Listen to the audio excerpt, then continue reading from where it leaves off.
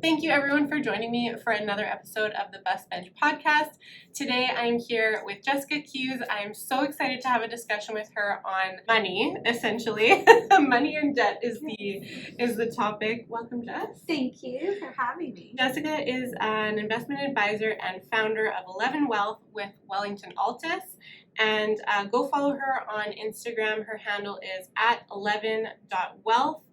She just rebranded, so congratulations.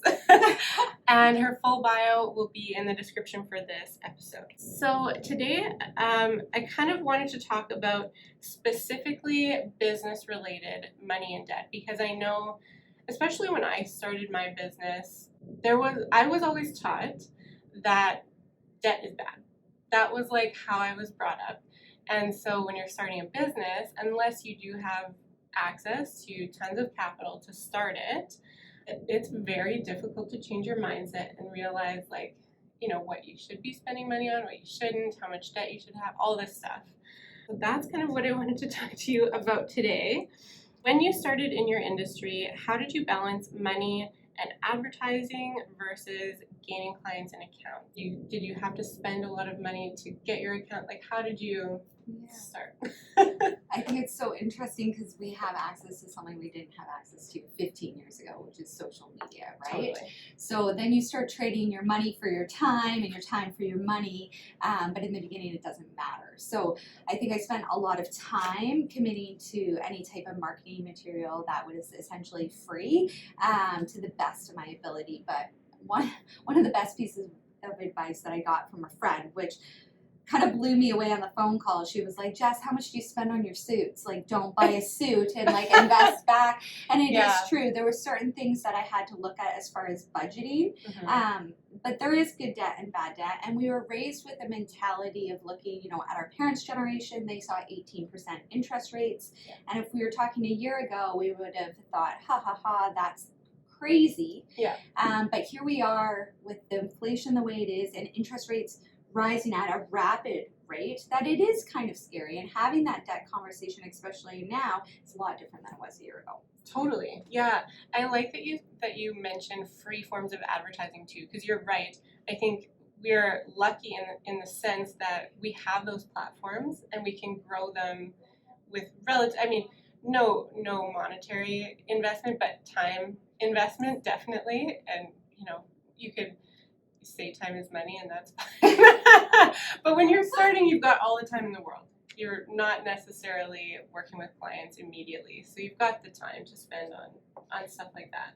Yeah, and I think like probably one of the best forms of marketing is people to really understand, you know, what you sound like, how you speak, how you deliver, I guess, so to speak. And that's the best part. When clients come into my office, they already know that I have this peppy personality. Yeah. So if that doesn't suit you, then you know it's not a fit, and usually there's just a raw connection immediately because they've seen what's been put out. They have some insight into my personal life and definitely in my professional life, and so a connection's kind of already been built, and you make friends over social very easily. Totally, yeah. I was actually on another episode of the podcast. We were talking about branding, and that's totally, it's to create trust and to also reel in your client, like your ideal client, because they'll see you and they'll either say, yes, absolutely, this is my girl, or no thanks, not for me. And you can weed them out before you even meet them. Yes. Whereas other forms of advertising are not as great at that. Like, you know, even ads, you can try and put your personality out there, but I feel like they're so edited, or there's always an angle you're trying to come from, and it doesn't always work well that way. So, yeah.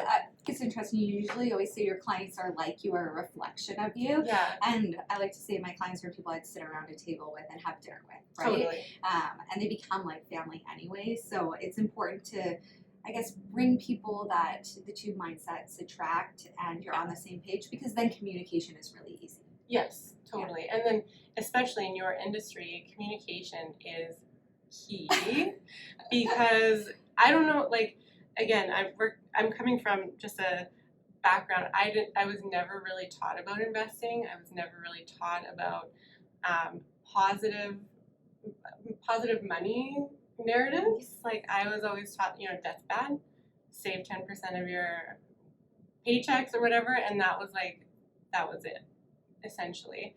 So communication, you're probably starting with people sometimes that are where I'm at, sometimes they're higher level, they're more informed. But yeah, you need to be able to. Yeah, and I don't think a dollar value, like of how many assets you have, ever changes the communication policy. Totally. Like after the last 12 months, with everything that even happened in the market, Mm-hmm. communication, actually, I was on Global News this morning and I said this, I was like, communication with your advisor should have been the theme of 2022 because it should be an ongoing conversation. And the best part, I think, about our job as advisors is either we get to grow with you or we get to help you transition. So if somebody's at that later stage of life and their wealth accumulation is there, well, what's the next step? Maybe family legacy, whatnot. And you really get to kind of know all the ins and outs of what matters. Morals, core values, going back to it. Yeah. That's actually so true. I feel like our professions are very similar in that. Like, their focus is on kind of one, you're the money person and the house person, but in trying to figure out what home is best or what investments are best, you get to know all of the motivations. Like there's so many times where I'll be showing a couple a house and it seems like they're just buying a house, but they're actually buying, like, are we getting a dog? How many kids are we having? Are we going to have kids in the next 5 years? Like, there's so much more to it that informs that decision. And same with your industry. Yeah, it's like, what are the little motivations? And it's psychological too, right? I'm assuming, well, I know even from purchasing a home, like you go back to your childhood in a way, right? Like, is this nostalgic? Yes. So the problem with money is you go back and you're like, I don't think this is nostalgic. Like, this is full-blown trauma. Yes. So I need to talk about this, but then you're able to have this conversation, and if you can find a trusted person that becomes part of your team, and I mean that not only with our industry. So yes, advising for sure. It's your money. You need to know and understand it, but also your accountant. Like, I remember talking to my accountant and thinking like my husband's French. I'm not French. Like, are you talking to him? Yeah. Yes. So creating the team. Yes, exactly. Yeah. And that's where, I also have a male accountant. He's fantastic. And now after, 6 years, I feel like I can kind of vibe with him. But at the beginning, I was like, I just felt like he was judging me. That was on me. I was projecting. Yes. But I was like, he's my husband's accountant, and he's a man, and he's older than I am, and I'm here presenting my expenses versus my income, and I'm like, oh my gosh, like, what does he think of me? Right. I don't know. Yeah. Meanwhile, you're paying him. Yeah, exactly. I'm going to pay your fee, and I'd like to be judged by you. Can you please tell me how poorly I'm doing? But it's so often, like, even people come in, and I've talked about two mindsets. So they either come in the office and they're like, all right, don't judge me. I haven't looked at my stuff in a really long time. Yeah. There's this almost negative response immediately to it. Or there's people that are like, listen, I was with somebody, they didn't communicate with me properly, I need you to call me quarterly, or I want to sit down and review the plan. Yeah. I want to know what I'm invested in. They have direct questions. Mm-hmm. Neither are more financially literate. Right. They just know what they want, and there's a bit more of a confidence in asking for it. And that's what we hope our clients kind of get to. Totally. And for me, like, just seeing your social media, like, again, I've come from kind of more of a finances are private thing. So I think it's fairly intimidating for me to see somebody who's so, like, confident to speak about it publicly. Not intimidating, that's the wrong word, but just like, it's something that I look up to, and I think that would be me if I was sitting down with you, just like, because you're so, like, very transparent, I feel like, about things, and yeah, so it's kind of, I see how people could come in and be like, oh my gosh, like, don't judge me, even though you're so personable, and you totally would not.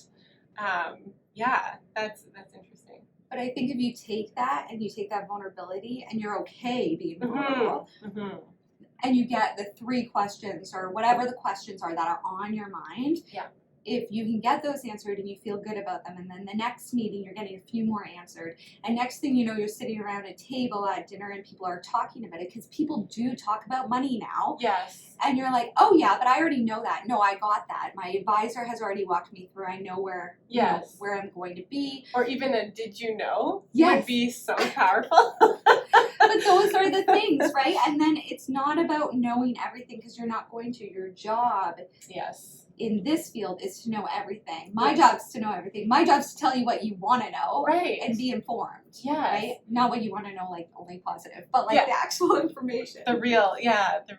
And there is, you're so right, there is a vulnerability to that conversation, but once you have it, I feel like it probably flows. You can have some tidbits to say. And the joy is like, in your industry, like everyone's a business owner, right? Especially now with corporations. So it's like, becomes this place like, well, I know my business. Yeah. I know my business. But okay, but what are the steps within the business that you're taking? Yeah. And that can lead to a whole nother set of questions. But you got to find somebody you're comfortable enough with, including your accountant and your lawyer, to sit there and be like, no, but why did you do this? Yes. Not how, I don't care how, but why. But why? Yeah, exactly. And sometimes, like, honestly, we don't know. Like, I know the direction I want things to go in for my business growth, but financial, and roughly a financial, right? But I don't necessarily know why I'm doing it. It's like there's obviously a bigger picture thing, but it's like I don't know why I made that specific decision, and then you can talk it out with somebody and suss it out, I'm sure. Right. Yeah. Like we're in RSP season right now, probably not when this comes out, but like if you think about it like that, okay, so to make an RSP contribution, my parents, my dad, like I think I contributed to my first RSP when I was 18 because he told me to. Yeah. My income was like 22 grand. I was like, Dad, I love you, but this is terrible advice. Yes. But he wanted me to save, and like the routine of it and the habit was what he was trying to form. Totally. So if we can kind of look at it and go, okay, well, we know it's important, but why? Yes. And then why is it important for me and my individual situation? It's probably a good starting point for sure. Yeah, absolutely. Like I do understand the need to like tell people like just save this much or just every year contribute or max to your RSPs. Like it is a good habit, but you're right. You can't do that without teaching the bigger picture and like why. Why? Yeah, and like what I didn't even know when I was contributing to my RSPs what it was or what the benefit of it was. Like I knew it was good just for saving, but I didn't know that money was essentially locked in. Like I didn't know like any of that stuff. I was just doing it because it was a good thing to do. Yeah. Because society said, and it is. Like nobody's disparaging against that. Totally. But understanding like what's going on underneath of it. So what is it invested in and why? Yeah. And honestly, the best place to start is with a plan, like black and white number outline. And it's really exciting when I start working with people. When you do the plan, I'm like, this is your base case scenario. Like, if we decide to work together, this is what we're going to measure off of. Yeah. In 5 years, we'll go back and we'll say, hey, this is where you were, this is where you're now. Yes. Hopefully celebratory moments, and along the way, being a little bit more informed. Totally. Sure. Yeah, that's awesome. So you mentioned earlier, debt is not, there's good and bad debt. Can you explain that a little bit more? Yeah, I think, people are well aware of the difference of interest rates, when we look at something like a mortgage that's significantly less to unsecured credit, like a line of credit or a loan. When I look at debt repayment, just in general, you're going to look at something called usually the waterfall effect, which is paying off your highest interest rate debt first. Psychologically speaking, people will tend to want to do what we call the snowball effect, and they'll pay off like the smallest balance they have. But in today's market with today's interest rates, like go from the top and knock it down. Yeah. Also, that's an accounting question. As a business owner, to be honest, being able to keep that organized and then being able to talk to your accountant about what you're using the money for and how that applies to filing your taxes is going to be a piece that you want to check in on. If you don't have a team backing you, then you're really just kind of floating around in the sky to say, I think this is it and it works. But if you have the peace of mind that's already established, I think that's where I usually go from the debt perspective. What's bad debt? Honestly, I don't know if you can classify it because it depends what you bought with it. I sound, oh my gosh, that's like my Ontario accent. What you bought with it. But it would depend, like for me, it's interest rate induced. And do you need it now? Like, is it a source of running your business or is it a source of opportunity to grow your business? Right. That to me is the difference, like in my own mind, is am I investing in something or spending money, but investing in something that will make me more money or that I need in order to support the current team or whatever I have? Or is it something that is a little bit more on the fringes, not frivolous?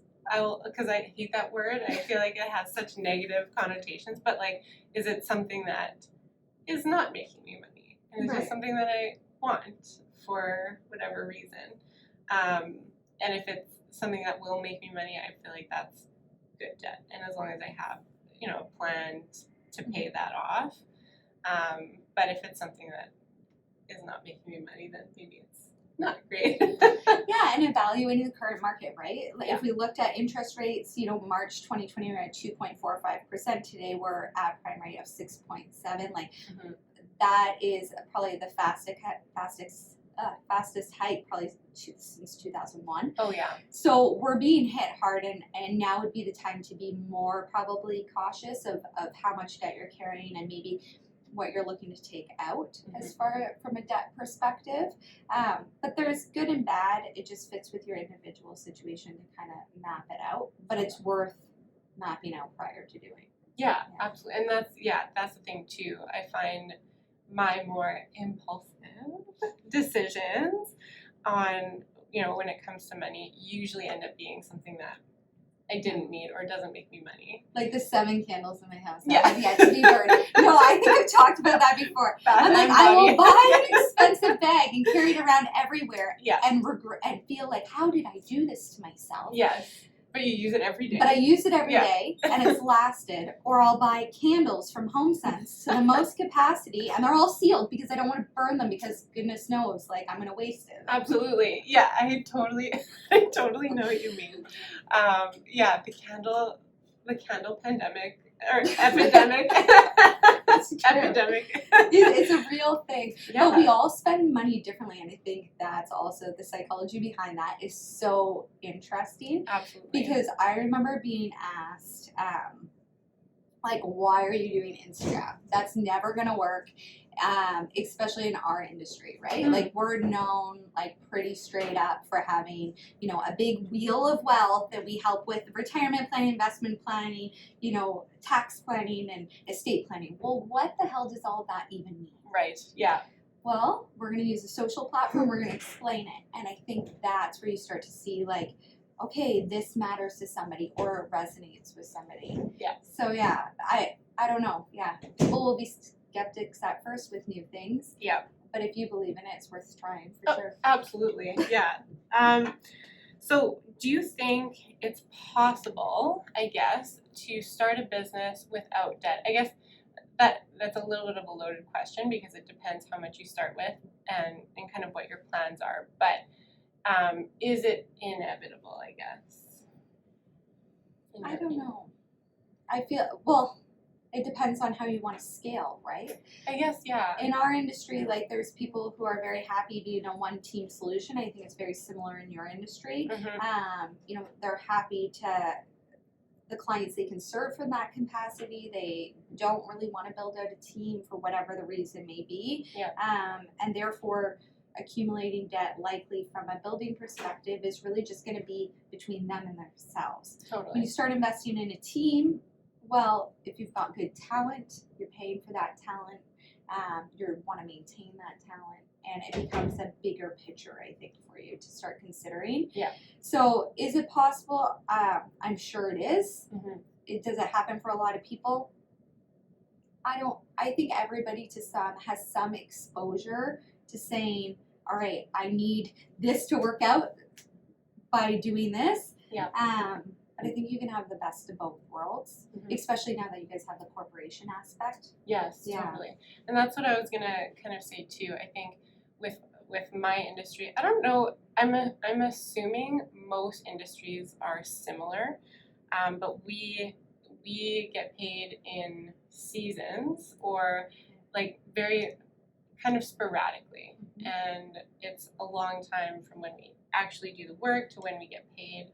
So I think, like you were saying, in order to grow a team or to grow anything with regular monthly expenses, but being paid kind of in a like an up and down situation, debt kind of carries you between the seasons sometimes, or it kind of helps you keep things moving, where you might not have, the capital. It's coming, and like it's on, it's, you have some trust that it's on its way, and it all kind of evens out at the end of the day. But yeah, I think it's a useful tool to me, and it took me a while to realize how useful it is and how short term it can be, because I always felt too that like once you have debt, it's like you have it.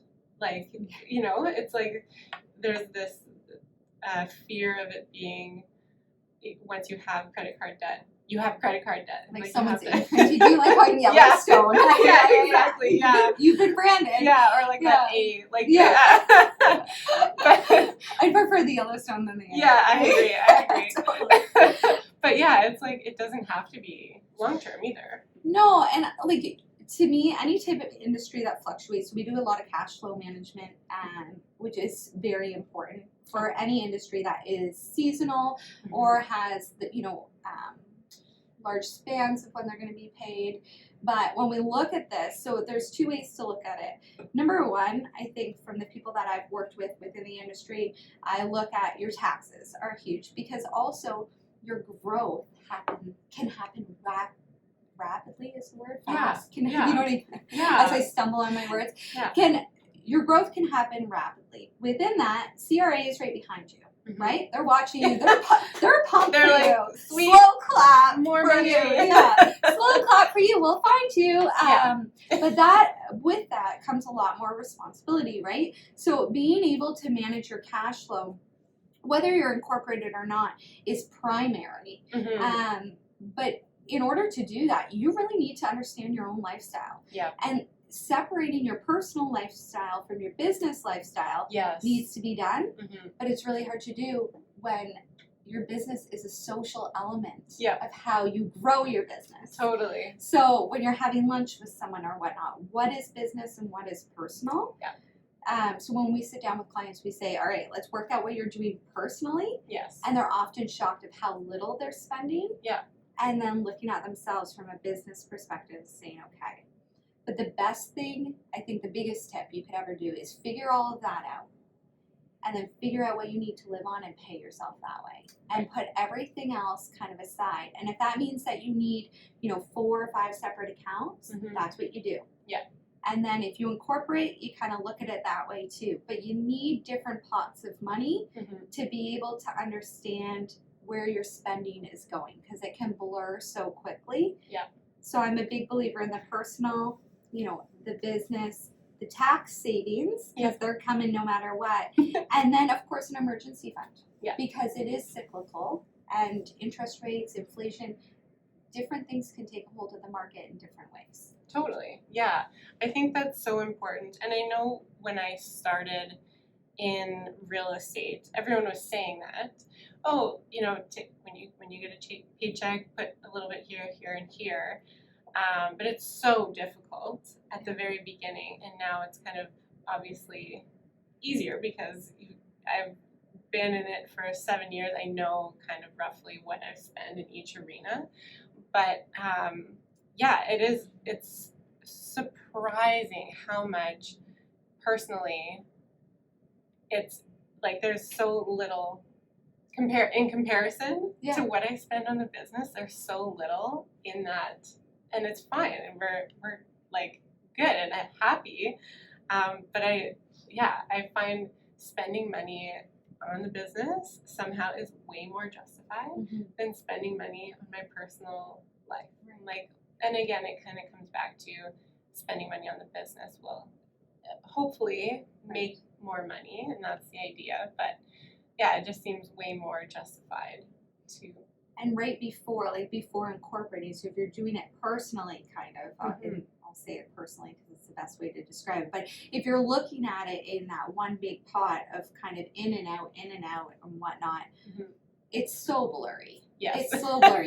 And like you can justify, $500 in HomeSense candles because it made sense. But especially when me, it's separated, you're like, oh my gosh, this is a problem. But when I look at it, it's really cash flow management. The big thing is, I think when we see income earners becoming higher income earners, and it happens very quickly, taxes are behind. So everything else is behind. Your thinking is seeing numbers come in and a sense of pride and accomplishment, and so it should be. Yeah. But I think everybody's aware, in my industry, your industry, there can be a lot harder years. Yeah. So being able to set yourself up with the peace of mind of saying, hey, I'm not touching this over here because it's there just in case, really matters. Totally. And yeah, like you said, the tax aspect of it is something to be very aware of as you're moving forward, because it's obviously different from having a 9-to-5 job where they take your taxes off every paycheck, and then what you have is yours to spend versus paying at the end of the year or whenever, quarterly or whatever you do, and not really knowing what you owe. And like, especially at the beginning, because I didn't have a good handle on income and then my expenses monthly, and then so you couldn't offset what you would actually be paying taxes on.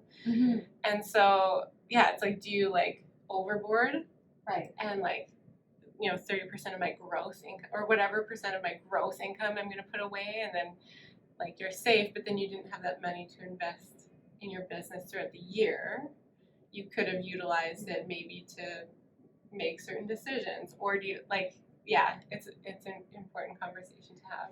It is, and it's like what provides you most peace of mind. Like a common conversation is, do I pay off my mortgage or do I invest? It's kind of the same thing, totally, right? Yes. It will be a question that's up there forever, and then you're kind of weighing. All right, well, what's going to keep me up at night? Am I not going to be able to sleep? Okay, like let's do the things that are really going to matter. And that's where like being able to incorporate in your business now is such an upside. If it makes sense to incorporate, that's a whole nother checklist. Yes. But for like my clients who have had the opportunity and do incorporate, the first thing we do is look at that cash flow, and we actually do, probably for the first time in their lives, going to a set pay. So they have a set amount of income coming into them every month. Yes. And now it makes sense of where they want to put that personally. Yeah. And then we're saving in a corp at a tax rate that far beats what the personal tax rate was before. So there's a lot of fun planning that goes into that. Yeah. Right. And then anything that you're not accumulating in the corp, you have the option to look at an investment style that suits you, right? Yeah. But at the lower tax rate. And that money hasn't come out. Because if we think about it like quite simply, if you made, let's just call it $300,000, your tax rate, you now are at a marginal tax rate, 50%, right? However, if we're in the corp and you didn't need all of that money, let's say you needed $200,000, that's what we end up taking out to live your lifestyle. The other $100,000 is now sitting at the 12% corporate tax rate, a lot different. So huge. there's some money saving opportunities, and then coming up with a plan under. So it really just matters on your individual situation, right? Totally. Yeah, and the long-term planning aspect, I feel like is key. Like that's where, that's where it gets fun. Yeah. That's where you're like, okay, like in black and white, where am I at? Like 45, 55, where am I at? 80. And, we tend to focus a lot on like the midterm. So I always looked at our industry and I'm like, oh my gosh, if we say retirement planning one more time, like I know it's important. Okay? It's so true. It is I'm going to retire. But I like my job. Yeah. And at this stage in my life, like, I don't want to talk just about retirement planning. So Yeah. we do two things when we do our planning. We do our retirement planning, and it's at that age, so you can see it, feel it, looks good. Yeah. But then we also do like midterm planning. The living planning. The living Yeah. planning. Like if you want to buy a cottage Yeah. or, you know, a vacation property down south or a boat or whatever makes, you know, whatever Yes. makes you smile. Yeah. Let's see what it looks like. So if at 40, okay, I can do it. Yeah. Here it is. Yeah. And I love that you said that, because I also feel like retirement planning, obviously important. Obviously. One day I'm going to retire. Yeah. Yeah. But like, yeah, like we don't now, and maybe it was this way before, but like now especially, I feel like we don't wait until we're retired to do the things. Like, we're not waiting to buy a vacation home and to do this stuff and to like have the freedom until we're retired. We are using that money. We want it right now. throughout. Yeah. Like, I don't want to just like when I'm 60, 70, 50, whatever your plan is, to wait. Just no, I'm gonna do it now, and then Right. And and we'll be fair, because my retirees, like my clients who are retirees, they're not leaving money to their kids. Like, No. they're spending their money. So, like, let's just make it even, Steven. Like, I would like to spend, you know, I'd like to celebrate now if things have gone well, or me and my husband have a common goal together. I'd like to accomplish it, and I don't want everything pushed to retirement. But the new generation of retirees is not, oh my gosh, I'm going to leave all this money to my kids. They're like, my kids are fine. Yep. I raised them right. Yep. We're going to live life spending now. it. Yeah. So they want to see what that looks like. Yeah. Right? Which is good. And that's very interesting that you say that too, because even my mom, like, she will literally tell me, like, we're spending money, and sometimes it's like, oh, we'll go on a vacation and she'll pay for something on the vacation, or it's experiences that we get together that she's focusing on spending. She's not saving until, you know, after she's gone. So you get a check and she can't see you. Enjoy it. Depending, like she can, what? Yeah. Look at that part. But that's the truth. Like, I think people, the new generations are goal-oriented in the midterm, and they want to celebrate. And the generations that are retired now want to live the experiences with their family now, as opposed to it being given to them at a later date when they're no longer here. Totally. I don't get to see that. I would rather, you know, take one trip or whatever matters. Yeah, So, or invest at key points, you know, like weddings and things like that. It's like, why save it for sure for some unknown date or some unknown reason down the road, instead of helping or contributing or experiencing things along the way. Yeah. To actually see it and feel it. Yes. Yeah, exactly. Totally. We're out of time. That was such a great conversation. Like, what? Okay. Thank you so much for joining me on the podcast today. Please go follow, like, share Jessica's Instagram. It's at 11.wealth and on Instagram, and like, follow, share this podcast episode if you like what you heard. Thank you, Jess. Thanks for having me.